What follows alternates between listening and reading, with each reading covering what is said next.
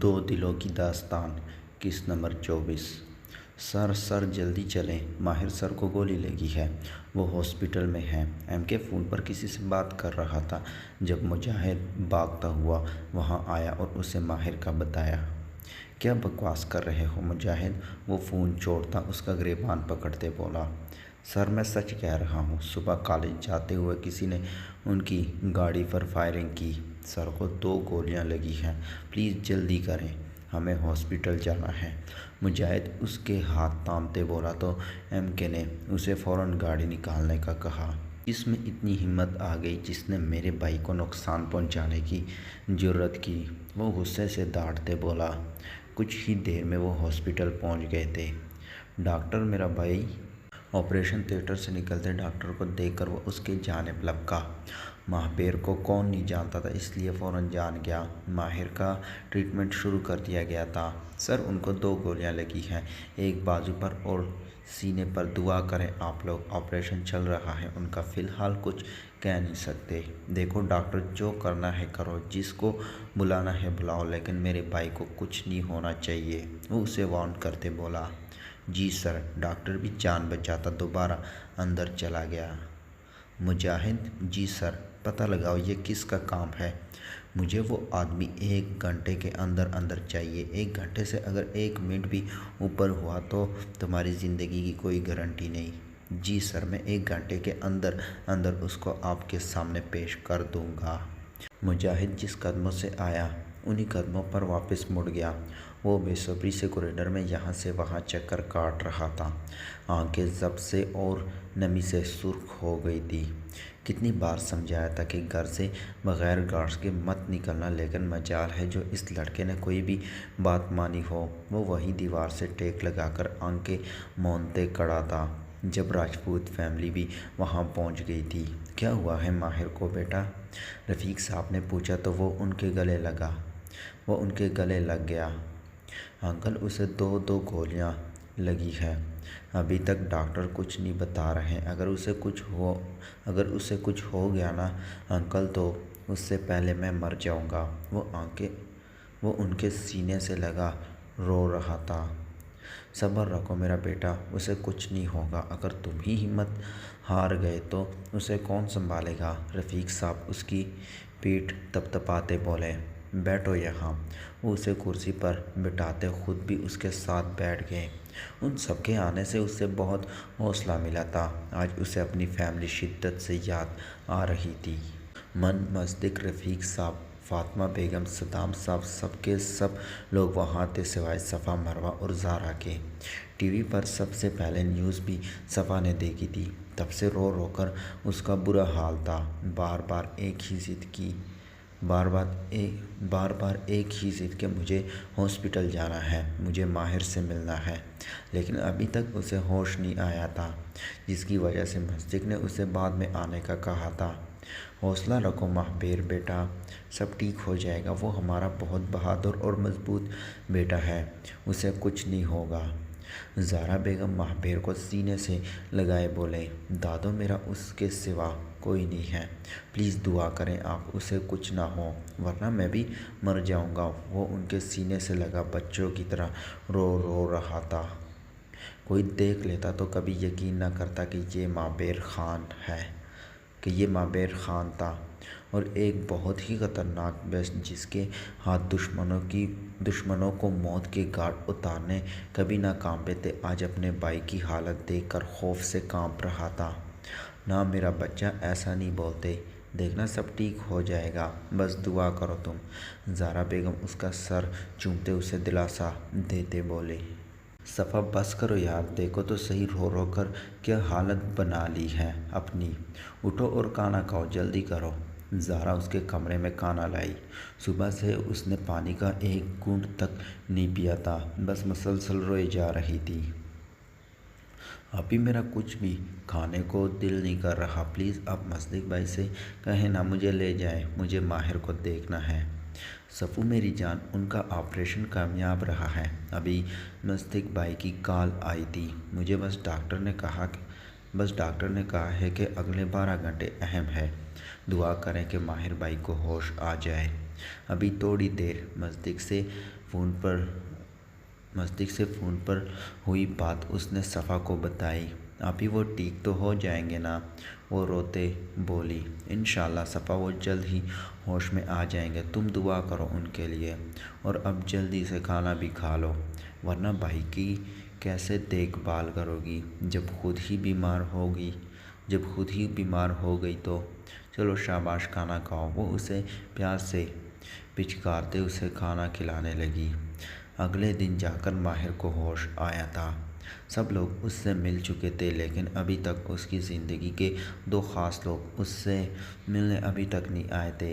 एक महाबेर, जबकि दूसरी उसकी ज़िंदगी सफ़ा। क्या हालत हो गई है एक ही दिन में मेरे बच्चे की। ज़ारा बेगम माहिर के सर पर हाथ फेरते बोली। दादो, मैं ठीक हूँ, आप परेशान ना हो। वो दोनों भाई भी सबकी तरह उन्हें दादो और सदाम साहब को दाजान बोलते थे। जायद साहब की फैमिली भी शिफ्ट हो गई थी, इसलिए ज़हीर और जायद सब भी हॉस्पिटल में मौजूद थे। माबेर ज़हीर को देखते हैरान हुआ था, लेकिन जल्द ही सदाम साहब ने उसकी मुश्किल दूर कर दी थी। यानी अब एसपी उसका साला भी था। वो सोचकर मुस्कुराया। अब कैसी तबीयत है माहिर की? पहले से बेहतर है अंकल, आप मिल लें उससे, वो शायद से कहता सदाम साहब से मुखातिब हुआ। दाजान, मुझे अभी किसी ज़रूरी काम से जाना है, 1 घंटे तक मैं वापस आ जाऊंगा। आप लोग प्लीज़ माहिर का ख्याल रखिएगा। वो तो ठीक है, लेकिन तुम इस वक्त कहाँ जा रहे हो? दाजान, जिसने माहिर पर हमला किया, पुलिस को उसका पता चला है, बस वहीं जा रहा था। वो झूठ बोला, जबकि हकीकत तो ये थी कि वो आदमी उसके टॉर्चर सेल में था। ठीक है, तो ज़हीर को भी साथ ले जाओ, वो एसपी है, सदाम साहब ने कहा। तो उसने इनकार कर दिया कि वो खुद देख लेगा। ठीक है, खैर से जाओ। दाजान ने भी ज़्यादा ज़ोर नहीं दिया था। वो हॉस्पिटल से सीधा घर आया था, जहां वो आदमी रस्सियों से जकड़ा अधमरा लग रहा था। वो चेहरे पर रुमाल बांधे अंदर आया और आते ही एक ज़ोरदार थप्पड़ उसके मुंह पर मारा था। तुम्हारी हिम्मत भी कैसी हुई मेरे भाई को नुकसान पहुंचाने की? जानते थे ना वो किसका भाई है, फिर भी इतनी जुर्रत। बाप का हाल भूल गया है लगता है तू। कोई बात नहीं, फिर से तुम्हें याद दिला देता हूँ। उसने मुजाहिद को इशारा किया तो वो एक बाल्टी उसके पास लाया, जिसमें खुलता हुआ वैक्स था। एमके ने वो सारी की सारी बाल्टी उसके सर पर अंडेल दी थी। उसकी ऊंची ऊंची चीखें उसे बहुत सुकून दे रही थी। तुझे क्या लगा कि मुझे पता नहीं चलेगा कि तू कौन है? बहुत बड़ी गलती कर दी तुमने मुदस्सिर चौहान, तुमने बहुत बड़ी गलती। लेकिन अब तुम्हें कोई भी गलती करने का मौका एमके देगा ही नहीं। तुम कौन हो? वो बमशक्ल बोला, क्योंकि वो मुल्क छोड़कर भाग रहा था। जानता था माबेर खान के भाई को मारने का अंजाम। वो बस किसी भी तरह अपने बाप कदर चौहान का बदला लेना चाहता था, क्योंकि माबेर ने उनसे सारे कॉन्ट्रैक्ट ख़त्म कर दिए थे और उसे कंगाल कर दिया था, और फिर माहिर ने उसे जान से मार डाला था। इसीलिए वो माहिर को जान से मार देना चाहता था, लेकिन जानता नहीं था कि माबेर एक बेस्ट भी है, वरना वो कभी उससे पंगा लेने का ना सोचता। उसे मुजाहिद ने एयरपोर्ट से ही पकड़ा था। मैं ही हूँ एमके उर्फ माबेर खान, और तुम जैसों के लिए बेस्ट। ये बोलते ही उसने चाकू से उसका सर धड़ से अलग कर डाला था। मुजाहिद, लाश का क्या करना है तुम जानते हो ना? वो हाथ साफ करते मुजाहिद से बोला। डोंट वेरी सर, काम हो जाएगा। गुड। वो कपड़ा वहीं फेंकता वहाँ से चला गया। रात गए नज़दीक सदाम साहब और ज़ारा बेगम को घर वापस लाया था। माबेर ने सबको यही बताया था कि ये किसी बिजनेस राइवल का काम था। दाजान और दादो के कमरे में चले जाने के बाद वो अपने ताया जान के पोर्शन में गया। वो ऊपर आया तो सामने ही आइजल सोफे पर अड़ी तरची सो रही थी। लम्स और महमल तो कब के सो चुकी थी, जबकि वो मस्जिद का इंतज़ार करते करते वहीं सो गई थी। वो मुस्कुराता हुआ उसके पास आ बैठा। सारे दिन की थकन उसको देखकर उतर गई थी। वो भी सोफे पर टेक लगाए उसे देखने लगा। इतना बड़ा सरप्राइज़ तैयार किया था इसने उसको हवेली वेलकम करने का, लेकिन अचानक ही हॉस्पिटल जाना पड़ गया था। चेहरे पर किसी की नज़रों की तपिश महसूस करते उसने आंखें खोली तो सामने ही मस्जिद को मुस्कुराते पाया। मस्जिद, आप कब आए? वो आंखें मलते उठ बैठी। अभी आया था अपनी थकान उतारने। सॉरी, जिस तरह से तुम्हें वेलकम करना चाहिए था कर नहीं सका। वो उसका हाथ पकड़ते बोला, इट्स ओके, मैं समझ सकती हूँ। ये बताएं माहिर कैसा है? अब तो काफ़ी बेहतर है। डॉक्टर ने 1 हफ्ता मज़ीद रुकने का कहा है। खाना खाया आपने? उसे थका थका देख कर पूछा। नहीं, दिल नहीं चाह रहा। बस 1 कप चाय पीऊँगा और सो जाऊँगा। सुबह फिर सफ़ा को लेकर जाना है हॉस्पिटल। आप जाएं, मैं चाय लाती हूँ आपके लिए।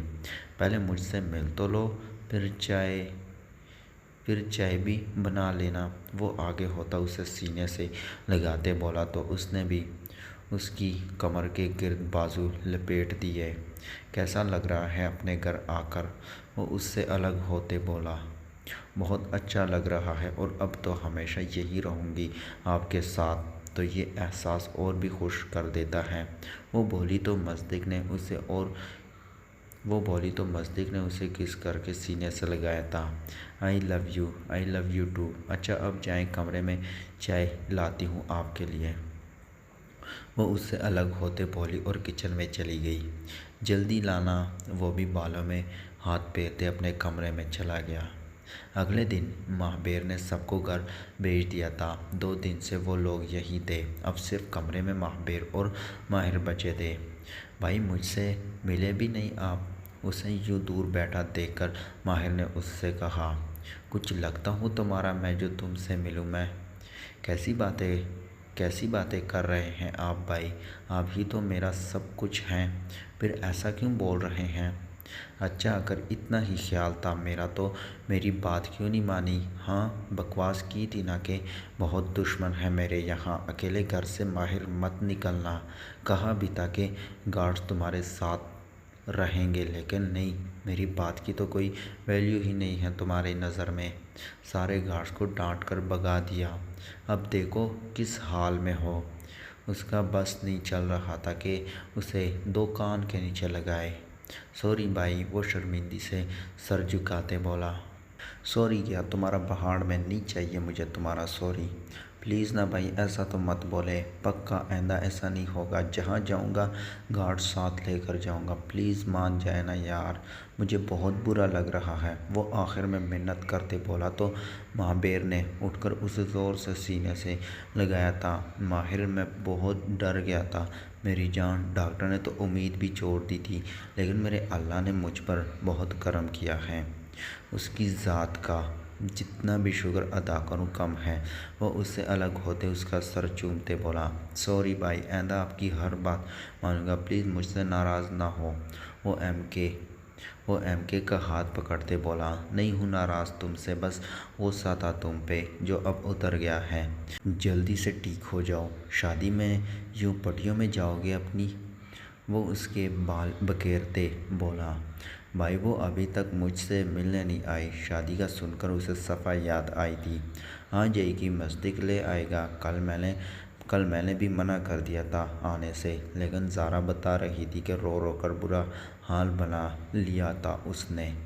वो ऐसे ही है भाई, चिड़िया जितना दिल है उसका जिक्र वो हमेशा मुस्कुरा कर करता था। ये बात एमके ने काफ़ी नोट की थी। हमारे घर आएगी तो शेरनी बन जाएगी। फ़िक्र नहीं करो, रेस्ट करो। जैसे आएगी तुम्हें जगा दूंगा। जी भाई। सुबह पूरी फैमिली एक साथ बैठी नाश्ता कर रही थी। फ़र्क बस इतना था कि अब खाने की मेज़ पर कुर्सियों की तादाद बढ़ गई थी। मस्जिद ऑफिस जाते हुए सफ़ा को हॉस्पिटल छोड़ देना, वो मिल लेगी माहिर से। जी मामा। सफ़ा, मैंने माहिर के लिए सूप बनवाया है और महाबीर के लिए भी नाश्ता बनवा दिया है, याद से ले जाना। फातिमा बेगम पहले मस्जिद और फिर सफ़ा से बोले। जी ताई अम्मी, लम्स बेटा तुम यूनी मन के साथ चली जाना। मन बता रहा था कि तुम दोनों एक ही यूनिवर्सिटी में पढ़ते हो। सफ़िया ने बेटी को कहा तो उसने एक नज़र मन को देखा जो उसको ही देख रहा था। जी मामा, वो मुख्तसर सा जवाब देते फिर से नाश्ता करने लगी। महमल बेटा यहाँ कोई परेशानी तो नहीं हुई? बेटा किसी भी चीज़ की ज़रूरत हो भला झिझक कहना हमसे, मुसर बेगम ने कहा। नहीं आंटी, मुझे कोई परेशानी नहीं है, आप फ़िक्र ना करें। मुझे अगर किसी चीज़ की ज़रूरत हुई तो ज़रूर बताऊंगी। वो इस फैमिली से बहुत मुतासिर हुई थी। गाड़ी में खामोशी छाई हुई थी। हैरत की बात थी कि लम्स और मन एक साथ थे और खामोश थी। लम्स क्या हुआ है? आखिरकार खामोशी से तंग आकर मन ने खुद बात करने में पहल की। कुछ नहीं हुआ मुझे। फिर इतनी चुप क्यों हो? बात क्यों नहीं कर रही? दिल नहीं चाह रहा। गाड़ी उसने एक साइड पर रोक दी थी और रुख उसकी तरफ किया जो हाथों में ना जाने क्या देख रही थी। मन ने उसके हाथ पकड़कर उसे होंठों से लगाया। सॉरी, वो जानता था उसकी नाराज़गी की वजह।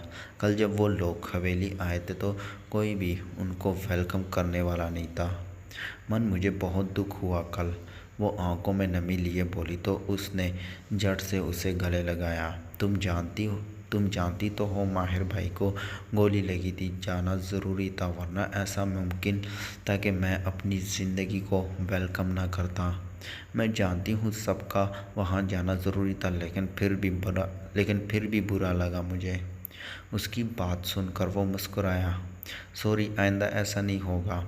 अब मूड ठीक करो अपना। वो उसका सर चूमते बोला और उसे खुद से अलग करके उसके आंसू साफ किए।